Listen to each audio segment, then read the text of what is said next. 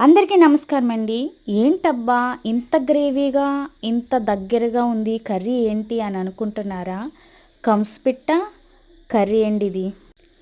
దాబాల్లో మనకి రోటీస్‌కి గట్టా సర్వ్ చేస్తారు కదా! సేమ్ దాబా స్టైల్‌లో మీకైతే నేను చూపించేస్తాను. దాబా కన్నా కూడా రెట్టింపు అయితే బావుంటుందండి.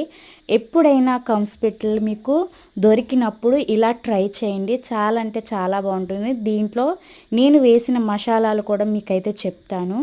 ఈ కర్రీని ఇట్లా వండుకుంటేనే బావుంటుందండి. నేనే వీటిని చిన్న చిన్న ముక్కలుగా అయితే కట్ కట్ చేయించేసాను.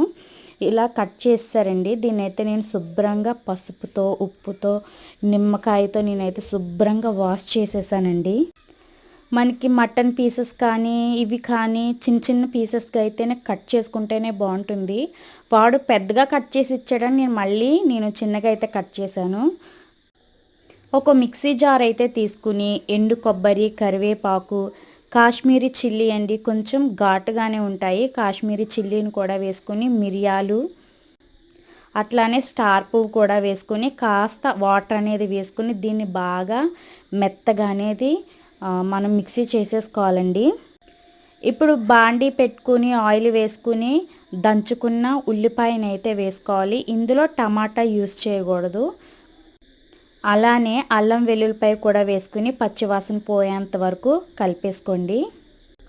మనం మిక్సీ పట్టిన పేస్ట్ కూడా వేసుకుని ఒకసారి అయితే కలిపేసుకోండి. దీంట్లో ఉండేటువంటి పచ్చివాసన కూడా పోయేంత వరకు మనం కలిపేసుకోవాలి. దీని ద్వారానే మనకి గ్రేవీనెస్ వస్తుంది. అలానే గరం మసాలా మీ ఇంట్లో ఏదైతే యూజ్ చేస్తారో ఆ గరం మసాలా ఒక 2 టేబుల్ స్పూన్ అయితే వేసుకుని ఇది కూడా కలిపేసుకుని ఇందులో మనం శుభ్రంగా కడిగి పెట్టుకున్న కంస్పిట్టలను అయితే వేసేసుకుని బాగా కలిపేయాలండి. మసాలా అనేది పట్టాలి. ఇందులోనే పసుపు, కారం కూడా వేసేసుకుని బాగా కలపాలండి.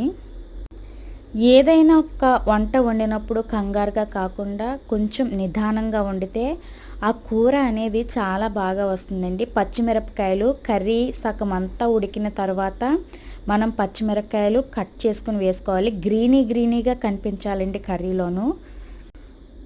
కాస్త వేగనట్టు ఉండాలి పచ్చిమిరపకాయలు. మనకి కర్రీ అనేది ఆల్మోస్ట్ అయిపోయిందండి. చాలా అంటే చాలా రుచిగా ఉంటుంది కంస్పిట్టల ఫ్రై. మీరు కూడా మీ ఇంట్లో ట్రై చేయండి.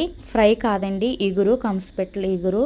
నిజంగా రోటీల్లోకి తర్వాత అన్నంలోకి అలా రసం పెట్టుకుని తింటే మనకి చాలా బాగుంటుందండి. చాలా తక్కువ మోతాదులో అవుతుంది కర్రీని. అందంగా వండుకుంటే చాలా రుచిగా కూడా ఉంటుందండి. మీరే చూస్తున్నారు కదా ఎంత బాగుందో.